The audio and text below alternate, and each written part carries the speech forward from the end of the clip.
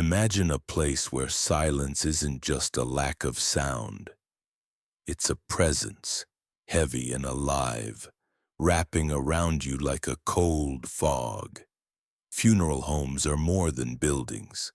They're thresholds between the living and the departed, where grief lingers in the air and the walls seem to whisper secrets. For those who work there, the job isn't just about preparing bodies or comforting families. It's about navigating the unexplainable, the moments that make your heart race and your skin prickle.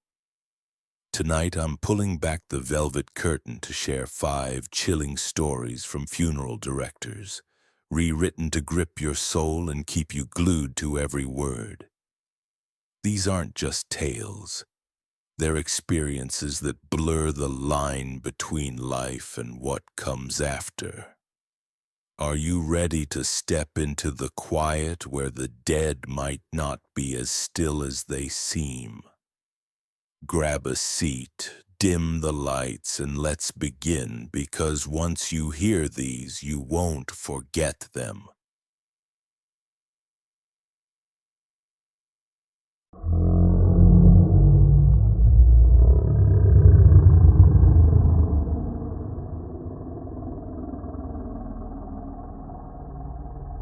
The hook. It's 2:14 a.m. in a funeral home, and the chapel is bathed in a soft, eerie glow. The caskets are still, the air is heavy, and the silence is so thick it feels like it's watching you. For Clara Thompson, a 42-year-old funeral director with 2 decades in the business, this was her sanctuary. Until the night something started watching back. The tale. Clara had seen it all. Grieving families, bodies in every state of decay, even the occasional prankster sneaking into the home after hours. But nothing prepared her for the figure that began haunting her chapel. It started subtly 6 months ago when her night staff whispered about strange occurrences. Doors creaked open despite being locked. Lights flickered in patterns that felt deliberate. It's just the building settling, Clara told herself, but her gut twisted with doubt. Have you ever felt a room change, like someone's there even when you're alone? That's what Clara felt every night after midnight. One morning, her overnight attendant Marcus, a 35-year-old former paramedic with nerves of steel, approached her, his face drained of color. "You need to see the footage," he said, voice low. Clara sat at the monitor, heart thudding as she watched the chapel feed from 2:14 a.m. There in the dim light stood a figure, tall, gaunt, motionless.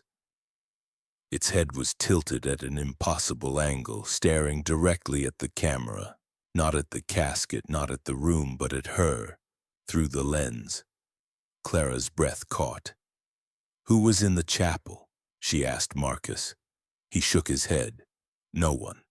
The log showed no entries, no alarms triggered. The figure appeared night after night, always between 2 a.m. and 2:30 a.m. Sometimes it stood at the back, shrouded in shadow. Other times it lingered near the casket, hands clasped like a mourner. But always its gaze locked on the camera. Clara's team tried to explain it away. A glitch, they said. A shadow.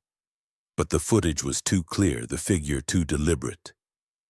"Have you ever seen something that made you question reality?" Clara would ask her staff, half hoping they'd laugh it off. They didn't.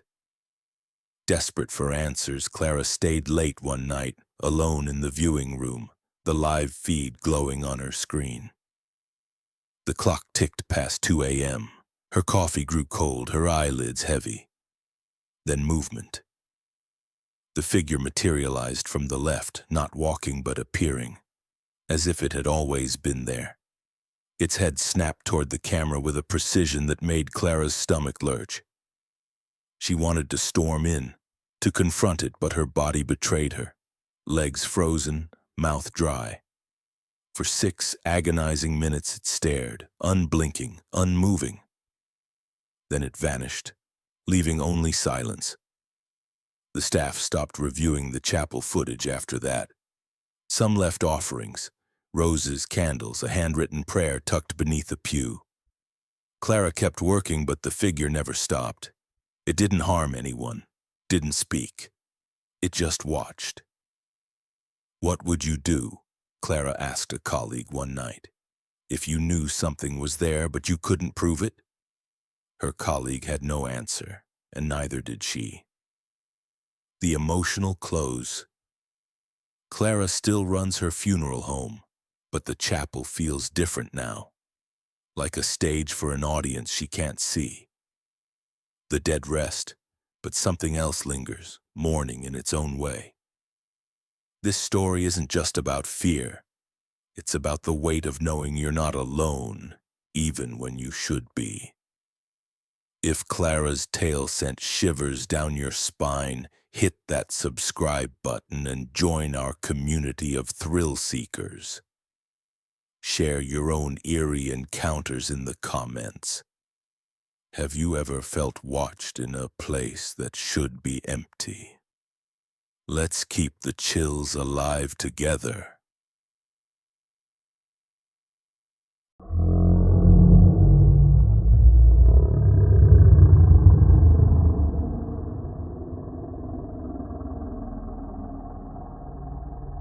Grief can break you, twist your mind until you see what you want to see. But what if what you see is real? For Evelyn Carter, a 50-year-old widow, the loss of her son wasn't just a wound, it was a door that refused to close. Evelyn walked into the funeral home on a rainy Thursday, her gray coat dripping, her eyes hollow. Her son, Nathan, 19, had drowned at their family's lake cabin. The coroner's report was blunt. He'd been alone, his boat overturned, his body submerged for 2 days. The sight of him made Evelyn insist on a closed casket. "Don't open it," she told funeral director James Reed, 38, her voice flat but firm. "He's not in there." James, a man used to navigating grief's raw edges, nodded. But Evelyn's next words stopped him cold. "He comes home every night," she said, staring past him. "At 3 a.m. I hear the back door. He's soaking wet, dripping lake water." James waited, expecting tears, but Evelyn's face was calm, almost detached. She described puddles pooling on her floor, footsteps creaking up the stairs, and Nathan standing in the hallway, his clothes clinging to his body, his head tilted, watching her silently. "Have you ever lost someone and felt them still there?"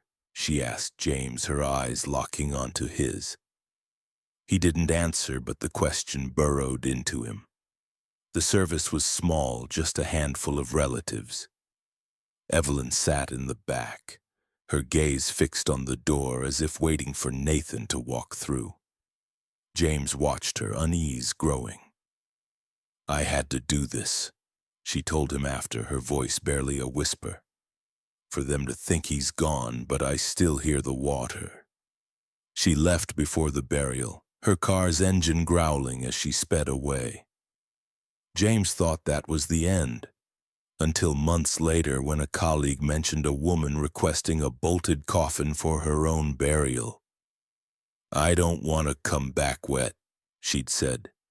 It was Evelyn. James couldn't shake the image of Nathan standing in that hallway, dripping, watching.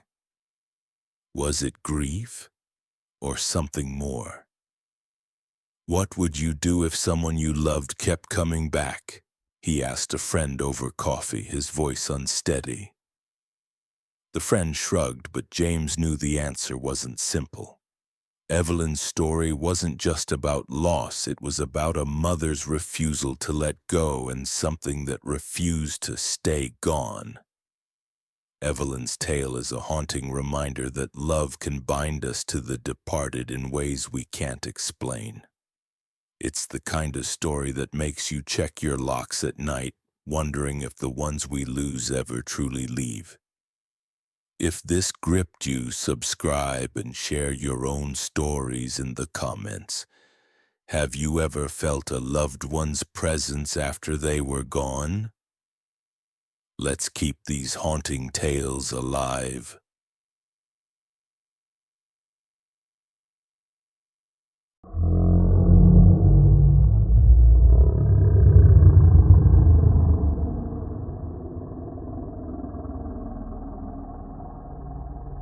A coffin is supposed to be a final resting place, sealed tight against the world. But for funeral director Sarah Mitchell, 45, one casket had other plans, and its refusal to stay shut changed her forever. Gregory Walsh, 48, arrived at Sarah's funeral home late on a Tuesday, his body battered from a violent altercation, according to the police report. His daughter, Lily, 22, signed the papers for a closed casket service and left quickly, her eyes avoiding the chapel. Sarah and her assistant, Tom, 30, prepared Gregory with care, locking him in a sturdy oak coffin. But the next morning, Sarah found the lid ajar, not forced but gently lifted, as if someone had peeked inside. She blamed Tom, who swore he'd locked it. They sealed it again, double-checking the pins. But Thursday morning, the lid was up again, pristine, no signs of tampering. Sarah's heart raced. "Have you ever felt like something was trying to tell you it wasn't done?" she asked Tom, who shook his head, unnerved.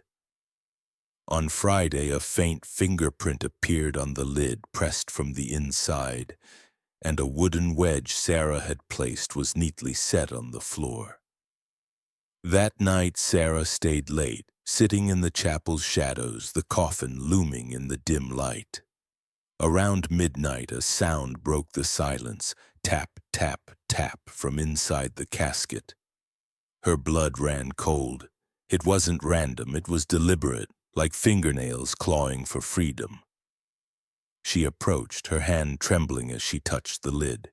It was icy, unnaturally so. Then silence. Sarah didn't open it. She wasn't that reckless, but she slept in her office, lights blazing. The burial went smoothly, but a week later, an anonymous envelope arrived. Inside was a grainy photo of Gregory handcuffed, his knuckles bloody, and Lily in the background, her face bruised. Sarah locked it away, her mind racing. "What do you think happens when someone dies with unfinished business?" she asked her husband that night, her voice shaking. He had no answer, but Sarah knew Gregory's story wasn't over. Not for her, and maybe not for Lily. This tale isn't just about a restless corpse. It's about the secrets we bury and the truths that refuse to stay down. If Sarah's story made your heart pound, subscribe and tell us in the comments. Have you ever encountered something that wouldn't let go? Join our community and keep the scares coming.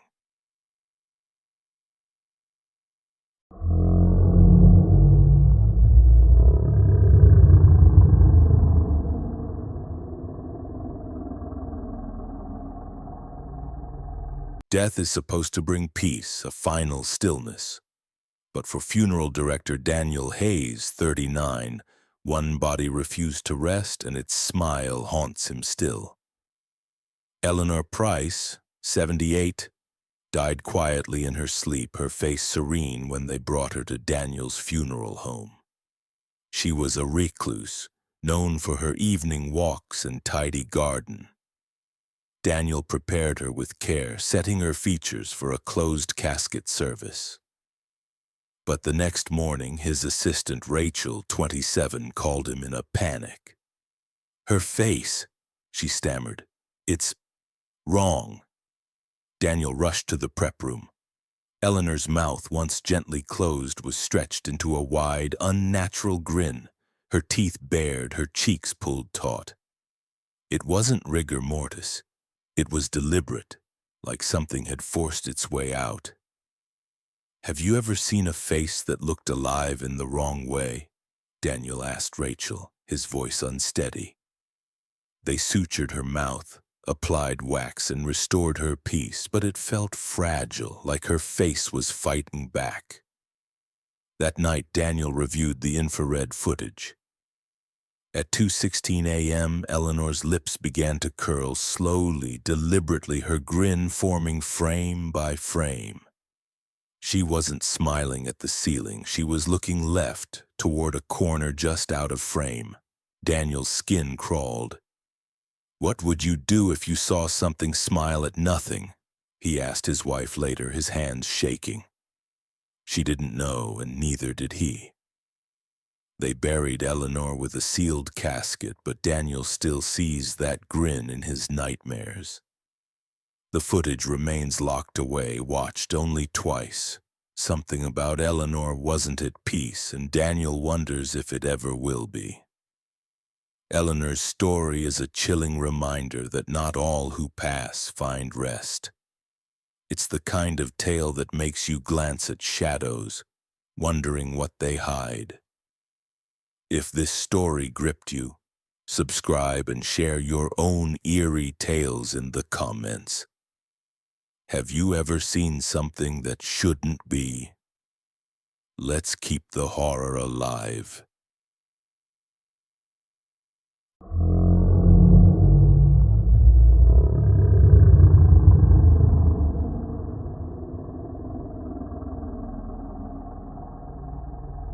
The walk-in cooler of a funeral home is a place of cold, clinical silence, until it isn't. For funeral director Michael Grant, 50, the whispers from the back of the cooler changed everything he thought he knew about death. Michael had spent 25 years in the funeral business, numb to the chill of the cooler where bodies waited for preparation. But 2 years ago, something shifted. A staff member reported hearing murmurs, low, rhythmic, like a prayer. Michael checked. The cooler was empty save for the bodies. Then another worker heard crying, faint but unmistakable. "Have you ever heard something that made you doubt your own ears?" Michael asked his team, hoping for a logical answer. None came. The sounds grew bolder. One morning, Michael's embalmer, Chris, 40, stormed out of the cooler, pale and trembling. "It said my name," he whispered. A male voice, clear and close, had called to him 3 times from the back of the cooler. No body bore his name. No connection existed. Chris quit that day. The whispers continued. Names, phrases in unknown languages, gasps that felt too alive. Michael replaced the camera, hoping for clarity. Instead, he got worse. At 3 a.m., the audio feed caught a single word: stay. Sometimes it was a name, sometimes a hum, always chillingly clear. Michael changed the rules. No one entered the cooler alone. No one stayed past midnight. But late at night, locking up, he still heard it. A whisper, not quite a voice, not quite his imagination. "What would you do if the dead spoke to you?" he asked a friend, his voice hollow. The friend laughed, but Michael didn't. Michael's story isn't just about fear. It's about the unsettling truth that some silences aren't empty.